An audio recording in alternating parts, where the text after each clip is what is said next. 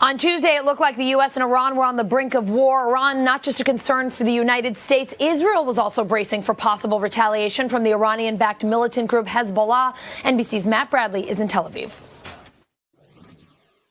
Yeah, Allison, if this is indeed the end of this little episode, then I think everybody is relieved. You know, the Iranians said that this was a slap on the face for Donald Trump in the U.S. U.S. officials said it looked more like a slap on the wrist. I think the entire region was expecting more like a punch to the gut, and instead, nothing really seemed to happen.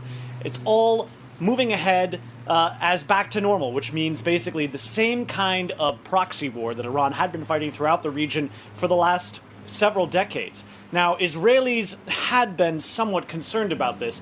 They were on a heightened state of alert. It's hard to tell when Israel's on a heightened state of alert because they're essentially always on a heightened state of alert.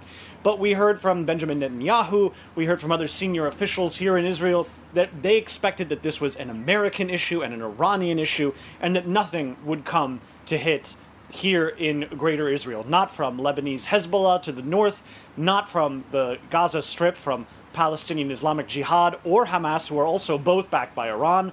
And that's exactly what happened. There were no consequences for Israel, even though in the past, the Iranians and Hezbollah have rarely met some kind of event or conspiracy theory that they haven't blamed on Israel. This just goes to show that as far as the Israelis are concerned, they see and they expect that the Iranians are going to differentiate now between the Trump administration and U.S. policy in the region. Now, is this really over? It's really hard to say. We just heard from the Iranians that there is going to be a follow-up attack. This was on the Tasnim news agency.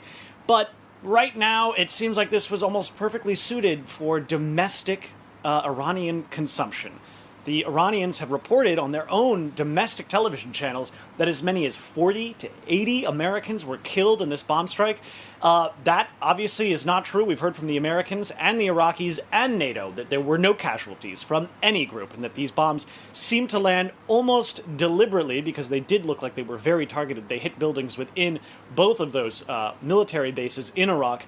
They were targeted and they seemed to deliberately miss. And this means it looks as though the Iranians were trying to actively de-escalate the situation. That's consistent with what the Iranian leadership had said publicly. It means they're trying to avoid some sort of confrontation, but everybody here in the region, including the Israelis, do expect that this is going to continue. There will be an actual retaliation that will look more like a punch to the gut. But right now, once again, the ball is in everybody's court. Everybody is just waiting to see if the Iranians take this further or if they call this the end of their threatened retaliation.